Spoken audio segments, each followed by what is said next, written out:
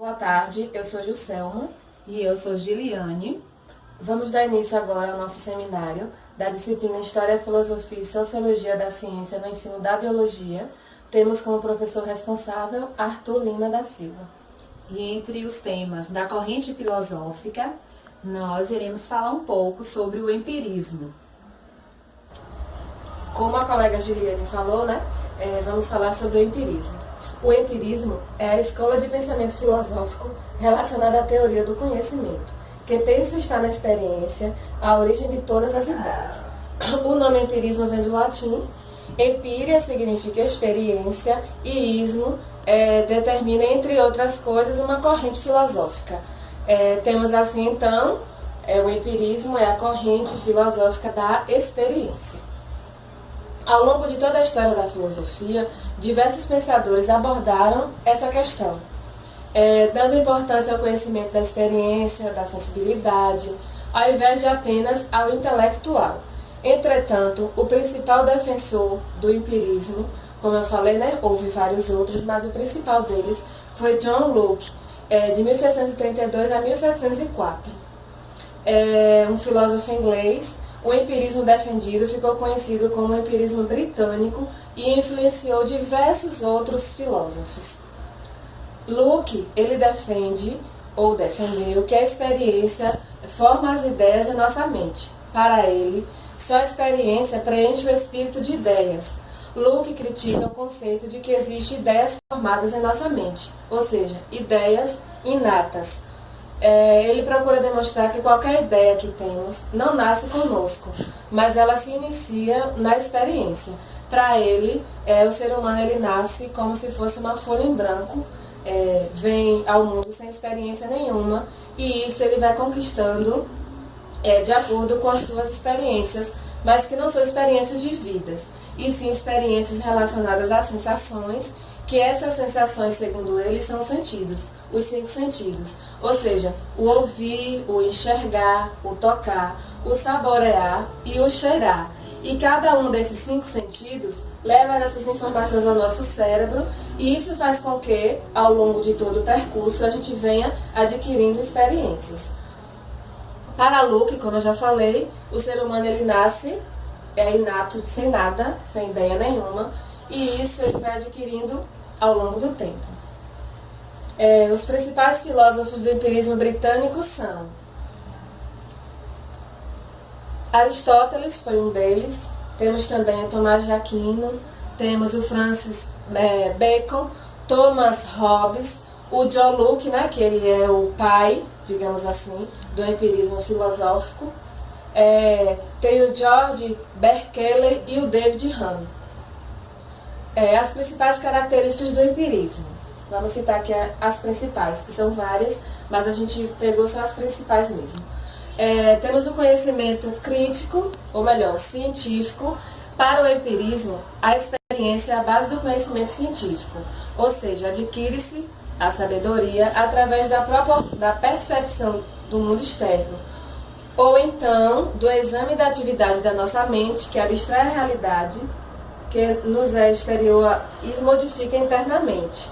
Daí, seu empirismo de características individualista, pois tal conhecimento varia da percepção, que é diferente de cada indivíduo, de um indivíduo para o outro.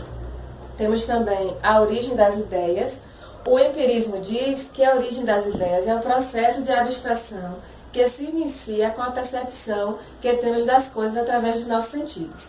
Daí, diferencia-se o empirismo não preocupado com as coisas em si, é estritamente objetivista, nem tampouco com a ideia que fazemos da coisa atribuída pela razão, como ensina o racionalismo, mas puramente como percebemos esta coisa, ou melhor dizendo, como esta coisa ela faz sentido, até nós. Temos também a relação de causa e efeito. Para o empirismo, a relação de causa e efeito nada mais é do que o resultado da nossa forma habitual de perceber fenômenos e relacioná-los como causa e consequências através de uma repetição constante. Ou seja, as leis da natureza só seriam leis porque se observam repetidamente pelos homens. A autonomia do sujeito é uma outra, que diz que o empirismo ele nega tal identidade permanente, pois o conteúdo da nossa consciência varia de um momento para o outro, de tal forma que ao longo do tempo essa consciência teria, em momentos diferentes, um conteúdo diferente. A explicação está no fato de que a consciência, como sendo um conjunto de representações, dependeria das impressões que temos das coisas, mas sendo impressões estaria variando. A concepção de razão, que o empirismo, apesar de não possuir pensamentos contraditórios, entende de forma bem diferente. Diz que a razão é dependente da experiência sensível, logo não vê dualidade. A colega Juscelma acabou de falar das principais características do empirismo. E agora eu venho mostrar um pouco aqui sobre os graus de conhecimento, dos quais Luke classifica em 3. O primeiro, ele classifica como intuitivo, que é aquele em que a mente percebe o acordo ou desacordo entre duas ideias imediatamente, sem a necessidade de outras ideias. Por exemplo, quando percebo que o branco não é preto, o quadrado não é triângulo, ou 1 mais 2 é igual a 2. É o tipo mais seguro e claro de conhecimento humano. Ele classifica o outro como demonstrativo, que é quando a mente necessita de ideias subsidiárias para perceber o acordo ou desacordo entre duas ideias, que são as chamadas provas, para saber, por exemplo, que 3 ângulos de um triângulo são iguais a 2 ângulos retos. Preciso, então, verificar essas medidas. E o outro grau, ele classifica como sensível, que é a percepção que temos de objetos particulares externos através dos sentidos. Apesar de Luke incluir este terceiro tipo entre os graus de conhecimento, mesmo sendo o menos claro e seguro dos 3 anteriores, o filósofo diz que o raciocínio que não foi intuitivo ou demonstrativo é artigo de fé ou de opinião, não conhecimento propriamente dito. Vamos agora observar um pouco também acerca das possíveis contribuições que o empirismo traz ou pode trazer ao ensino de biologia. Para a neurociência, no processo de aprendizagem, segundo disse Aristóteles, nada está no intelecto sem antes ter passado pelos sentidos. Divergindo de Platão, ele afirmou que os nossos pensamentos não surgem do contato de nossa alma com o mundo das ideias, mas da experiência sensível. Aristóteles enumerou 5 sentidos, que, segundo ele, eram responsáveis por toda a codificação sensorial.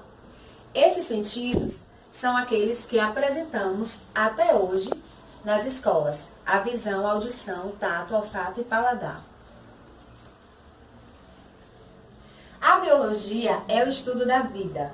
O empirismo traz contribuições para o ensino de biologia, uma vez que o empirismo é uma filosofia, é uma posição filosófica que aceita a experiência como base para a análise da natureza, procurando rejeitar as doutrinas dogmáticas. Essa rejeição às doutrinas pode contribuir para a formação de um aluno crítico que questiona as verdades absolutas, faz pesquisas, experimentos, e assim ele vai construindo o seu conhecimento. O empirismo contribui também para a escolha das metodologias do ensino da biologia, a valorização da experiência a partir dos sentidos. Em uma aula, os sentidos devem ser estimulados. Deve-se estimular o aluno com questões desafiadoras, que despertem a curiosidade. O uso de imagens também são exemplos de propostas metodológicas que muito contribuem para o ensino da biologia. Tomando como, por exemplo, o estudo do conteúdo sustentabilidade. Depois de conhecer a epistemologia da palavra sustentabilidade e os movimentos que descreve a luta pelo desenvolvimento sustentável no planeta Terra, o aluno deve ser estimulado a defender ou criar uma campanha, por exemplo, de incentivo à postura comportamental de uma comunidade que faz uso sustentável dos recursos naturais. Neste trabalho, ele pode ser orientado a partir do uso de imagens do meio ambiente natural e o meio ambiente degradado, em contraposição. Pode-se fazer uso de depoimentos e, a partir desses recursos, espera-se um maior estímulo para que aconteça uma aprendizagem, ou seja, um maior estímulo dos sentidos, que é o que vai originar que é o que vai desencadear a questão da experiência. Sim, nós encerramos o nosso seminário, tratamos um pouco do empirismo, né? E é um assunto assim super interessante, a gente deixa aí o convite aos colegas, àqueles que estão assistindo à discussão.